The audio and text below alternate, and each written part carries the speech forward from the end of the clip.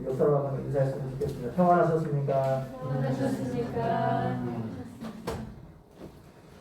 원래 계속해서 사도신경을 강행해야 되는데 오늘 어버이주일이라 또 부모신경에 대한 말씀을 준비했습니다. 그 말씀을 통해서 하나님께서 말씀하신 부모신경에 대한 그 명령에 대해서 다시 한번 되새기는 은혜가 있기를 주님의 이름으로 간절히 축원드립니다. 과거에 비해 오늘날은 나이 드신 분들이 존경받지 못하는 사이가 점점 되어가고 있는 것 같습니다. 노인 문제가 과거에도 없는 것은 아니었지만 오늘날은 그것이 더 심각하게 된 것 같습니다. 이유가 무엇입니까? 고령화로 인해 노인들의 인구가 너무 많아졌기 때문입니다.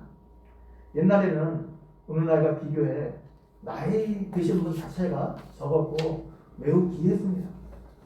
그래서 오래 살았다는 것 그 자체만으로 사람들에게 존경을 받았습니다. 그래서 오늘날보다 상대적으로 노인 문제가 훨씬 덜했습니다. 그러나 요즘은 연세가 드신 분들이 너무 많아졌습니다. 65세 인구가 그 전체 인구의 14%가 넘으면 고령화 사회라고 하는데 우리는 이미 2018년에 고령화 사회에 진입했고 20%가 넘으면 초고령화 사회라고 하는데 2026년이 되면 초고령화 사회에 진입할 것으로 예상이 되었습니다. 노인 인구가 늘어나는 반면 그분들을 모셔야 되는 젊은 층들은 점점 줄어들고 있습니다. 옛날에는 형제가 많았기 때문에 부모를 부양하는 것이 그래도 덜 부담이 되었습니다. 여러 형제가 그것을 나누어 짐을 질 수 있었습니다. 그런데 요즘은 자녀를 워낙 적게 낳다 보니까 부모를 부양하는 것이 훨씬 더 부담스럽고 짐이 되게 되었습니다. 옛날에는 지식의 발전이 느렸기 때문에 오래 살았다는 것 자체가 삶에 지혜가 있다는 것을 뜻했습니다. 농경 문화에서는 급격한 사회 변화가 없었습니다. 자연히 오래 사신 분들의 경륜과 지혜가 돋보였습니다. 그래서 연세에 드신 분이 마을의 장로요, 지도자로서 젊은 사람들을 가르치고 지도했습니다. 그런데 요즘은 지식의 발전이 워낙 빠르게 이루어지기 때문에 이전의 지식은 더 이상 필요 없는 시대가 되었습니다. 노인들이 젊은 이들을 가르치는 것이 아니라 오히려 젊은 사람들에게 배워야 하는 시대가 되었습니다. 그래서 나이에 드신 분들이 더 이상 존경받지 못하는 사회가 되어가고 있습니다. 그럼에도 불구하고 우리가 나이 든 어른들과 부모님을 공경해야 되는 이유는 성경 말씀이 그것에 큰 가치를 두고 있기 때문입니다. 하나님께서 이스라엘 백성들을 바로의 압제 가운데 구원하신 다음 젖과 꿀이 흐르는 가나안 땅으로 이스라엘 백성들을 직접 바로 인도하지 않고 시내 산으로 인도하셨습니다. 거기서 이스라엘 백성들과 언약을 맺었습니다. 모세가 하나님께서 모세를 통해 언약을 주셨고 언약서를 낭독하게 하셨는데 이스라엘 백성들이 그 언약을 듣고 그대로 지키겠다 하나님 앞에 서약을 했습니다. 그 언약서 안에 기록된 율법의 수가 513가지입니다. 그 513가지 율법을 요약한 것이 10계명입니다. 10계명을 한 문장으로 표현하게 되면 하나님 사랑과 이웃 사랑이라 말할 수 있습니다. 예수님께서도 마음을 다하고 뜻을 다하고 힘을 다하여 내 하나님을 사랑하고 내 이웃을 내 몸처럼 사랑하라. 이것이 율법의 대강령이라 말씀하셨습니다. 율법의 대강령이라는 것은 율법의 핵심이라는 말입니다. 율법이 목적하는 바라는 말씀입니다. 그래서 율법의 핵심 단어를 한마디로 표현하면 사랑이라 말할 수 있고 율법이 지향하는 그 목표를 한 단어로 말하면 사랑이라 표현할 수 있는 것입니다. 이 10계명을 두 부분으로 나눌 수 있는데 1계명부터 4계명까지는 하나님 사랑과 관계된 계명이고 5계명부터 10계명까지는 이웃 사랑과 관계된 계명입니다. 성경에서 하나님 사랑과 이웃 사랑은 매우 밀접한 관계에 있습니다. 하나님 사랑과 이웃 사랑은 동전의 양면과 같습니다. 하나님과 바른 관계를 맺고 있으면 이웃과 바른 관계를 맺게 되어 있습니다. 하나님을 사랑하게 되면 이웃을 사랑하게 되어 있습니다. 보이는 이웃을 사랑하지 않으면서 보이지 않는 하나님을 사랑한다는 것, 이건 말이 되지 않는다. 성경은 우리에게 말해주고 있습니다. 요한 사도는 사랑하는 자들아 하나님이 이같이 우리를 사랑하셨은즉 우리도 서로 사랑하는 것이 마땅하도다 말하고 있습니다. 하나님이 이같이 사랑하셨대요. 이같이는 뭐예요? 예수 그리스도를 십자가에 내어주심으로 원수된 우리들, 하나님을 대적했던 우리들을 위해서 하나님께서 예수 그리스도를 십자가에 내어주신 것처럼 우리도 서로 사랑하는 것이 마땅하다는 거죠. 우리를 힘들게 하고 우리를 어렵게 하는 그 원수를 사랑하는 것이 하나님께서 우리를 향해서 무조건적인 사랑을 베풀어 주셨던 것처럼 우리도 무조건적인 그 사랑을 본받아서 베푸는 것이 마땅하다 말하고 있습니다. 계속해서 요한 사도는 누구든지 하나님을 사랑하노라 하고 그 형제를 미워하면 이는 거짓말하는 자니 보는 바 그 형제를 사랑하지 아니하는 자는 보지 못하는 바 하나님을 사랑할 수 없느니라 말하고 있습니다. 예수님께서도 다른 사람을 섬기고 사랑하는 것이 곧 하나님을 사랑하고 섬기는 것이라 말씀하셨습니다. 마태복음 24장에 보게 되면 이제 마지막 심판대 앞에서 많은 사람들이 예수님의 심판을 받고 있는 모습이 나오고 있습니다. 예수님께서 의인들을 칭찬하시는데 결론적으로 무엇이라 말씀하고 있냐면 내가 줄일 때 너희가 먹을 것을 주었고 목마를 때 마시게 하였고 나그네 되었을 때 영접하였고 헐벗을 때 옷을 입혔고 병들었을 때 돌보았고 옥에 갇혔을 때 와서 보았느니라 말씀하셨습니다.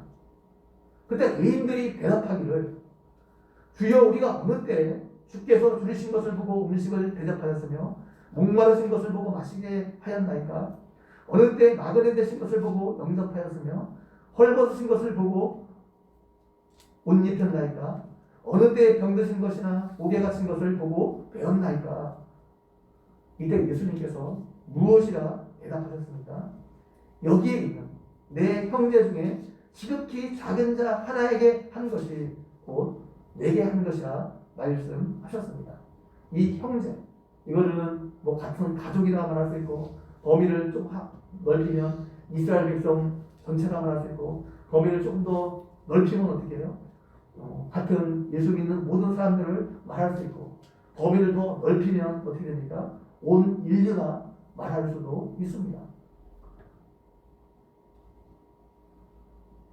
여러분, 하나님을 사랑하지 않고 이웃을 섬기는 것도 잘못이지만 이웃 섬김이 없는 하나님 사랑은 있을 수도 없다는 말입니다. 둘이 항상 같이 가야 한다는 말입니다. 십계명에서 부모님을 섬기는 것이 중요한 것은 이 하나님 사랑과 이웃 사랑 사이에서 다리 역할을 하고 있기 때문입니다.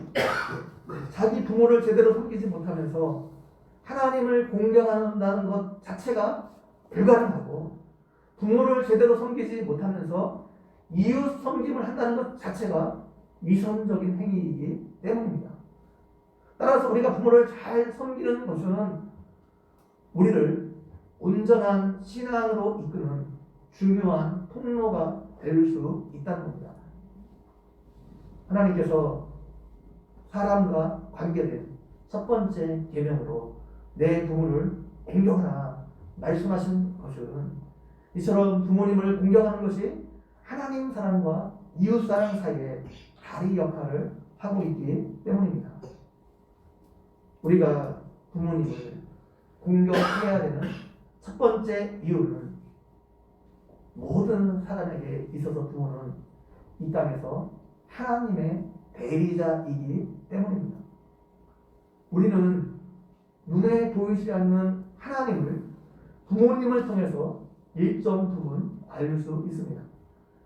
부모님의 사랑이 완벽하진 않지만 일정 부분 부모의 사랑은 하나님의 사랑을 닮은 부분이 있습니다. 그래서 우리는 부모를 통해서 일정 부분 하나님을 경험할 수 있습니다. 부모는 자식에게 있어서 생명의 창조자라 말할 수 있습니다. 이 세상에 어떤 사람도 갑자기 하늘에서 뚝 떨어지거나 땅에서 솟아나는 사람은 아무도 없습니다. 하나님은 부모를 통해서 이 땅에 우리를 보냈습니다.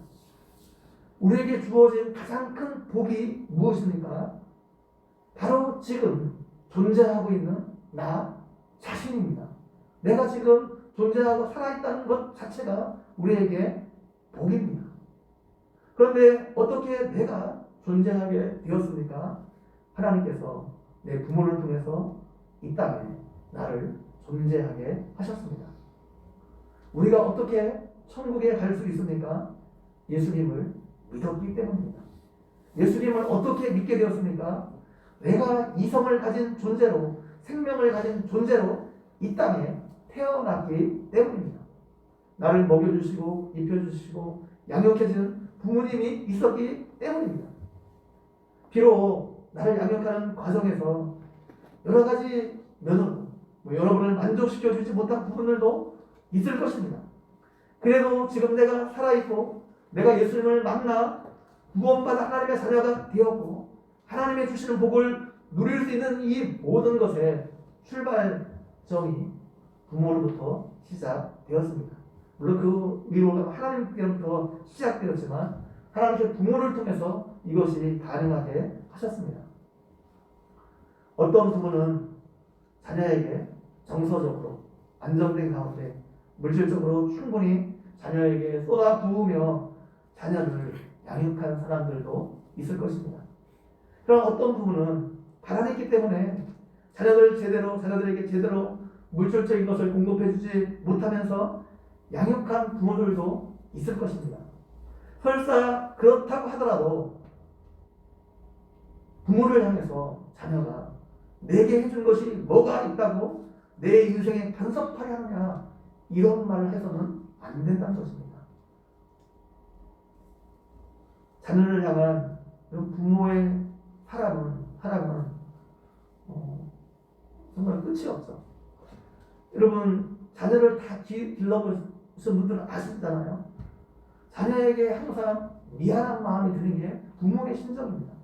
더 잘 해주었어야 되는데 좀 더 잘 가르쳐 주셨어야 되는데 뭔가 더 많이 못해주는 것이 항상 생각하고 미안한 것이 사실 모든 부모의 마음입니다. 자녀를 향해서 좀 더 잘 해줬어야 되는데 내 형편이 되지 않고 그러지 못해서 못해준 것이 늘 마음에 한이 되고 이런 것들이 모든 부모의 마음입니다. 부모가 우리에게 특별하게 해준 것이 많지 않더라도 이 땅에서 우리를 존재하게 해준 것 그거 하나만으로도 부모는 우리의 공경을 받을 만한 충분한 이유가 있다는 겁니다. 두 번째로 우리가 부모를 공경해야 되는 이유는 약속 있는 첫 계명이기 때문입니다. 오늘 말씀에 내 부모를 공경하라. 그리하면 내 하나님 여호와가 내게 준 땅에서 내 생명이 길고 복을 누리리라 말씀하고 있습니다. 하나님께서 부모를 공경하는 사람에게 복을 약속하고 있습니다. 하나님께서 약속하셨기 때문에 이 약속은 반드시 이루어지게 될 것입니다. 아멘. 어떤 사람의 부모는 자녀에게 물려줄 재산이 하나도 없기 때문에 오히려 자녀에게 집 만드는 사람이 있을 수 있습니다. 그래도 그 부모는 자녀에게 짐덩어리가 아니라 복덩어리입니다. 그 부모를 자녀가 잘 모시고 섬긴다면 그 부모가 자녀에게 해줄 수 있는 것이 아무것도 없을지라도 부모에게 잘 하게 되면 하나님께서 그 자녀에게 복을 주실 것입니다. 혹시 여러분 중에 부모 된 사람이 있다면 자녀들이 여러분에게 해주는 것에 대해서 부담을 가질 필요가 없습니다. 부모님들 중에는 자녀들이 부모에게 무엇인가 해주려고 하면 아무것도 하지 말라 하시는 분들이 있습니다. 자녀들이 조금 어렵게 사는 것을 다 아시기 때문에 그렇습니다. 목사님들 중에도 자녀들에게 용돈을 받지 않는 분들이 계십니다. 내가 자녀들에게 해준 것이 너무 없는데 미안하다는 겁니다. 사실 저도 아이들에게 상대적으로 그렇게 많이 해준 것이 없기 때문에 뭔가 요구하는 것이 미안한 마음이 들 때도 있습니다. 그런데 자녀들을 위해서 자신을 위한 것이 아니고 자녀들을 위해서 자녀들에게 부모를 공경하는 것 가르쳐야 된다고 생각합니다. 왜냐하면 그것이 자녀들을 복받게 하는 비결이기 때문입니다. 설교 시간에 아내가 우리 집 이야기는 하지 말라고 항상 신신당부하기 때문에 제가 가능하면 우리 집 이야기를 안 하려고 하는데 용기가 없기 때문에 제가 이야기를 하려고 합니다. 작년에 그 첫째 아들 은기가 정확히 몇 개월인지 모르겠는데 한 10개월 정도 고깃집에서 아르바이트를 한 적이 있습니다. 그때 은기에게 그 중에 11조는 하나님께 드리고 11조는 부모님께 드리고 또 11조는 다른 사람 섬기는 일에 드리라고 말했습니다. 은기가 정확하게 그것을 이행했는지는 제가 직접 확인하지는 않았습니다. 그런데 두 개는 정확하게 한 것 같은데 하나는 정확하게 했는지 잘 모르겠습니다. 앞으로 직장에 들어가서도 제가 이것을 요구할 겁니다. 결혼하면 그것이 가능할지 모르겠는데 그것을 할 수 있는 며느리를 만났으면 좋겠다는 생각이 듭니다. 여러분이 섬길 수 있는 부모님 자체가 있다는 것이 복입니다. 나에게 물려줄 것이 하나도 없어도 오히려 부모님이 나를 힘들게 하는 존재일 수 있습니다. 그럼에도 불구하고 그 부모님을 잘 섬기면 하나님께서 여러분에게 복을 주실 것입니다. 하나님께서 이것을 약속하셨기 때문입니다. 여러분 이것이 얼마나 중요한 계명이면 하나님께서 에베소서에 보게 되면 사도 바울을 통해서 똑같이 말씀하셨어요. 여러분 구약에 예수님께서 구약에 하나님께 11조를 이야기하시고 신약 성경 아무리 눈 씻고 봐도 11조 하라는 얘기가 안 나와요.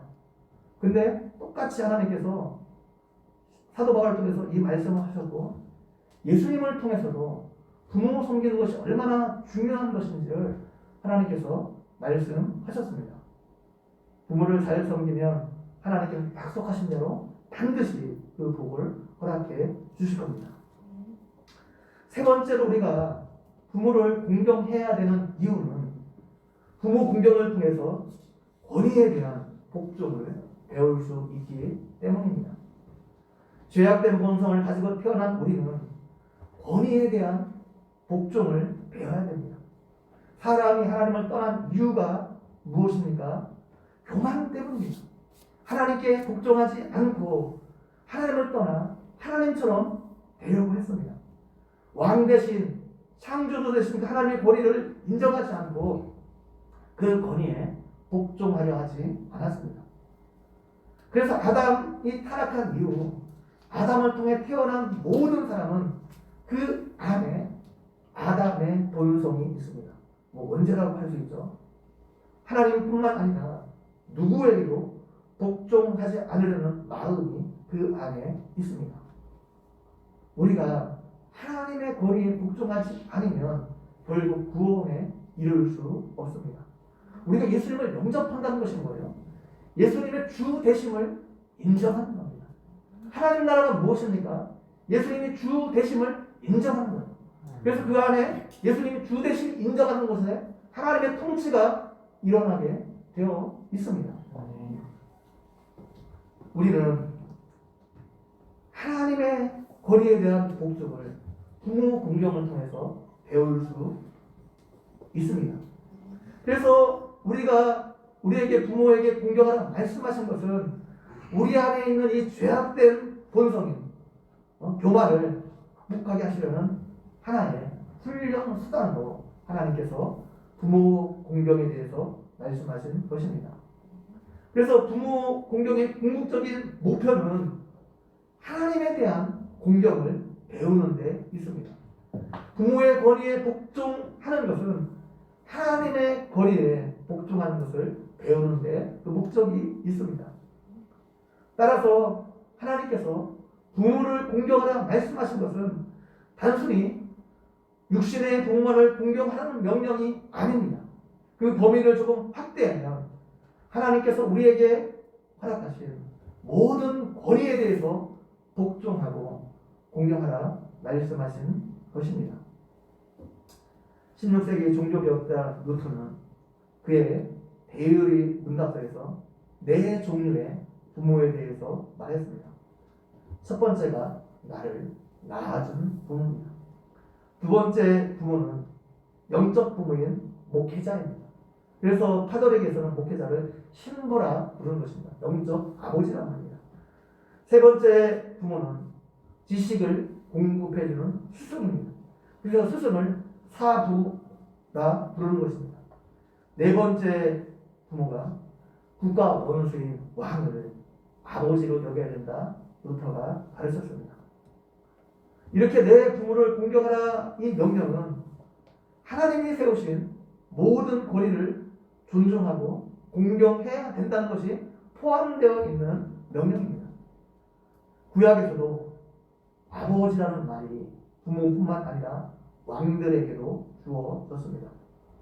사울이 다윗이 사울을 죽일 수 있었지만 사울을 살려주면서 사울을 향해서 내 아버지라 말하고 있습니다.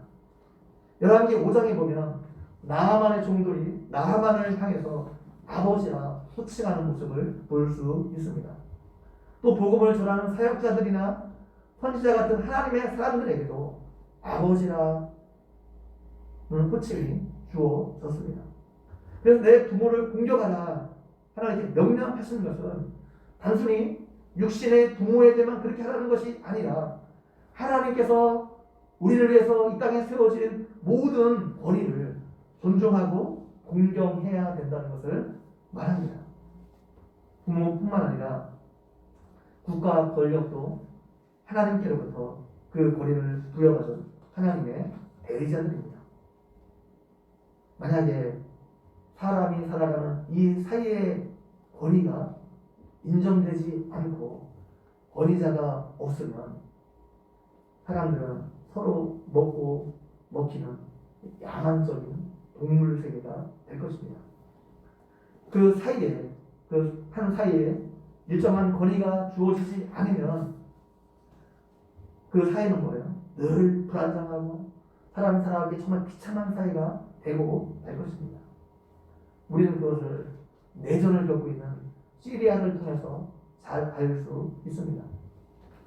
아랍의 봄 이전 시리아는 공산 독재 정권이 정권을 잡고 있었습니다. 그때는 독재 정권이지만 치안이 잘 유지되었기 때문에 아랍 국가 중에 가장 안전한 나라 중에 하나였습니다. 그런데 아랍의 봄 이후 민주화 열풍이 시리아에도 밀어닥쳤습니다.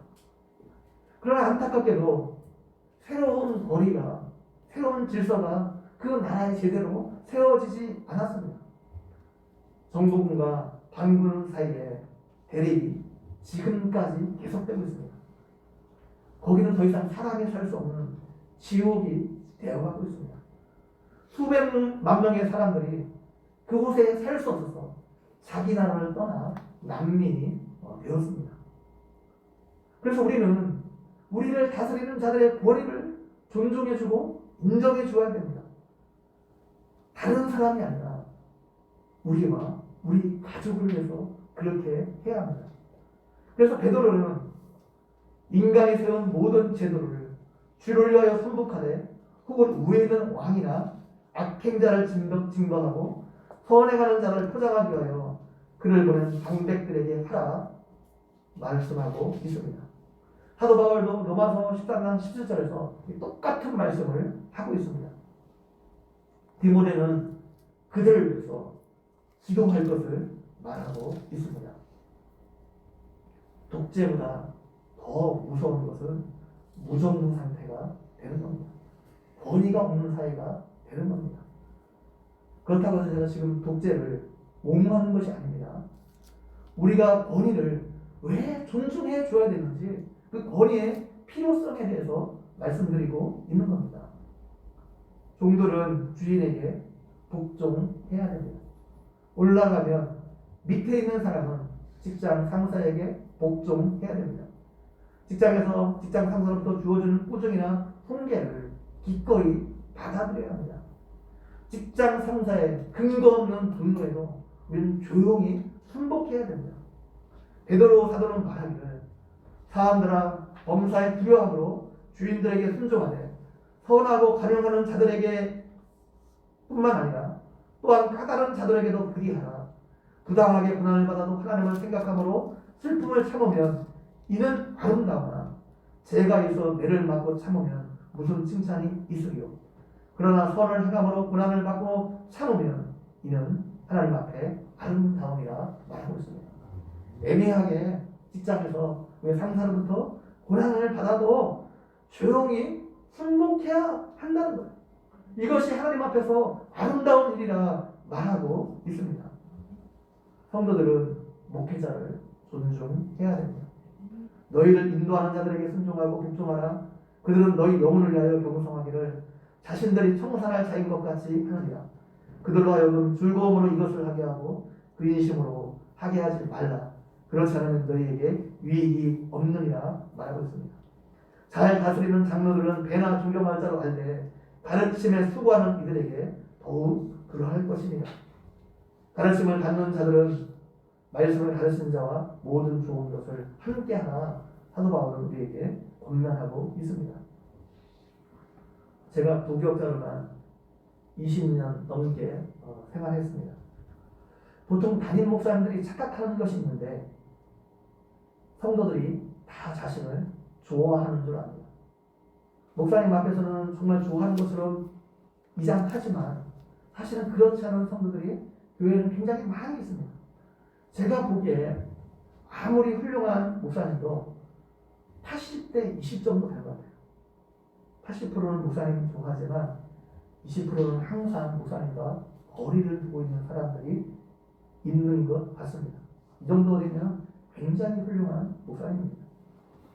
목회자와 관계가 벌어지는 것 여러 가지 이유가 있을 수 있습니다. 관계가 깨어지는 게 한 가지 설명할 수 있는 게 아니잖아요. 여러 가지 이유가 있을 수 있어요.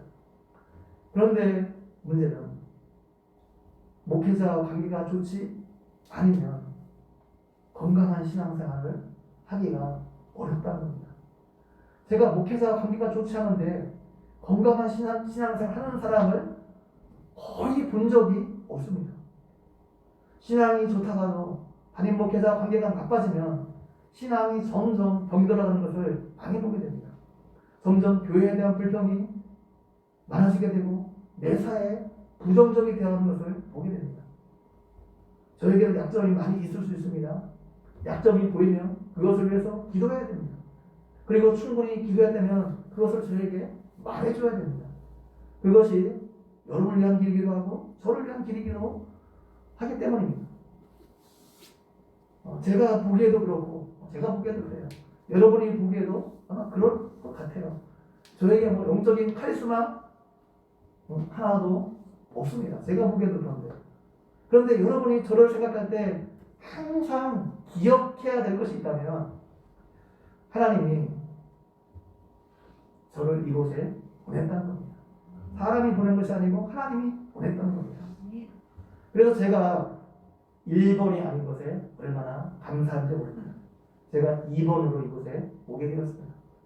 제가 2번이기 때문에 저도 그렇고 여러분도 그렇고 저를 이곳에 부른 것이 사람의 뜻에서 난 것이 아니라 하나님의 뜻에서 난 것임을 확실하게 말해주고 있기 때문입니다.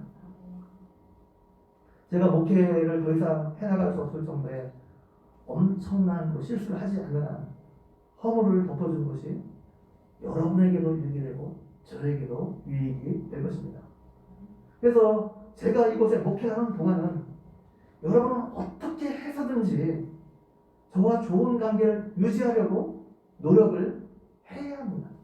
그것이 저를 위한 것이기도 하지만 여러분 자신을 위해서 그렇게 해야 합니다. 이를 악물고서라도 좋은 관계를 유지하도록 노력해야 됩니다. 목회자 관계가 끼어지게 되면 그 사이에 사단이 역사할 가능성이 굉장히 많습니다. 저뿐만 아니라 교회 안에 있는 모든 리더십을 존중해 주어야 됩니다. 장로님, 또 권사님, 집사님 이렇게 교회 여러 가지 리더십들을 세워주셨는데 정말 그 리더십들을 존중해 주어야 됩니다. 그래야지 교회가 건강하고 아름답게 세워질 수 있습니다. 교회 안에서뿐만 아니라 여러분과 관계를 맺고 있는 모든 사람과 그렇게 해야 합니다. 그 모든 관계가 하나님과의 관계에 영향을 미치기 때문입니다. 그래서 예수님은 예물을 제단에 드리다가 거기서 내 형제에게 원망 들을 만한 일이 있는 줄 생각나거든 예물을 제단 앞에 두고 먼저 가서 형제와 화목하고 그 후에 와서 예물을 드리라 말씀하고 있습니다. 하나님께서 우리에게 세우신 권위자들이 존경을 받을 만한 사람인가? 그렇지 않는가? 이것은 우리가 그들을 공경하는 데 있어서 아무런 문제가 되지 않습니다. 부모를 공경하는 데 있어서 내 부모가 세상적으로 존경받을 만한 사람인가? 그렇지 않은 사람인가? 그것 하나도 중요하지 않다는 겁니다. 성경은 그것과 상관없이 부모를 공경하라 말하고 있기 때문입니다. 우리가 우리에게 세워진 권위에 복종하는 것은 그 목적이 뭐예요? 자기 부정을 통해 자기의 교만한 본성을 극복하는 데 있기 때문에 그렇습니다.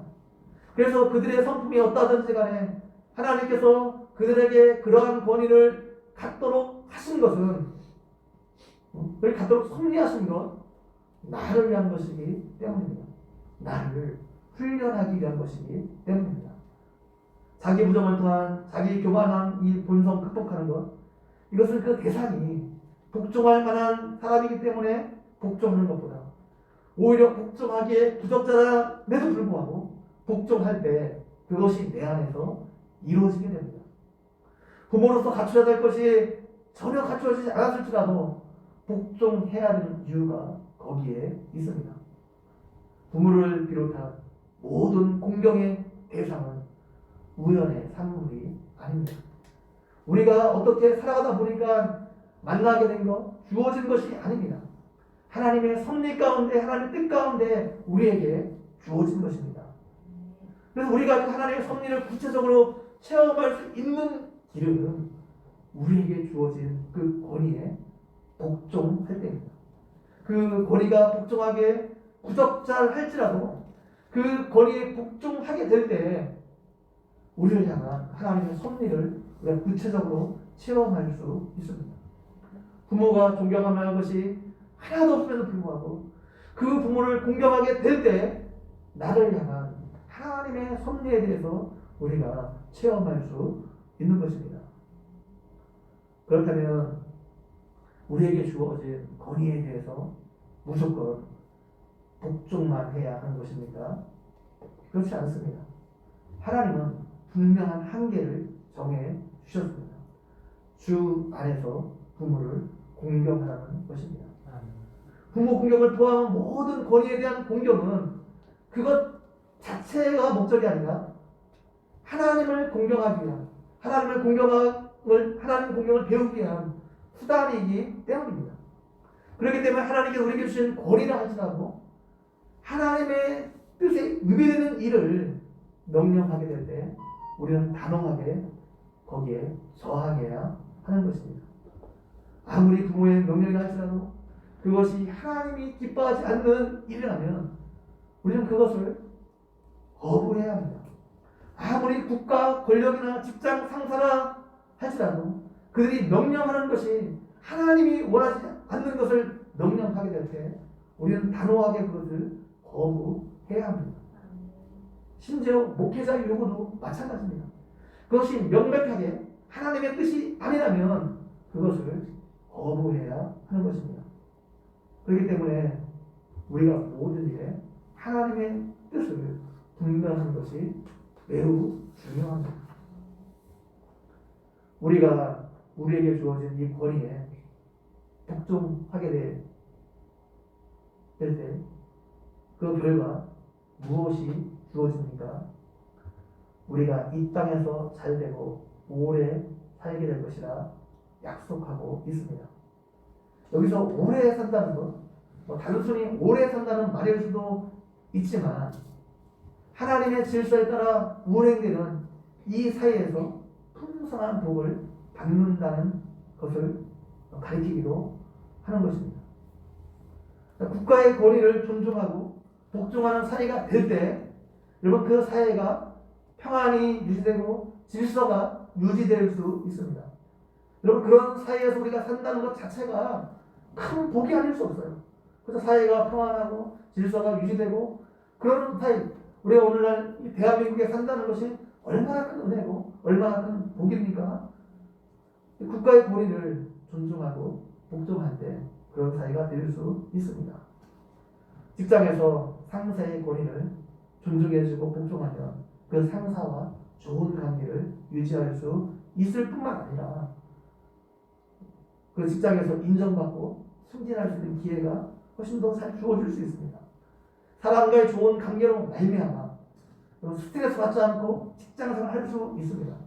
스트레스 받지 않으면 육신의 건강을 유지할 수 있을 뿐만 아니라 정신의 건강을 유지하는데도 훨씬 더 좋고 오래 할 수 있습니다.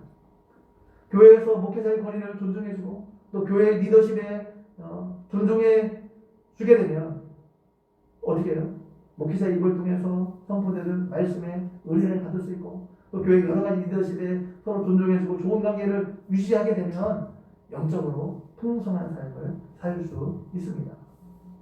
부모를 공경하면 부모님과 좋은 관계를 유지할 수 있고 결정적인 부분은 자신의 노후에 자녀들로부터 동일한 동향을 받을 수 있습니다.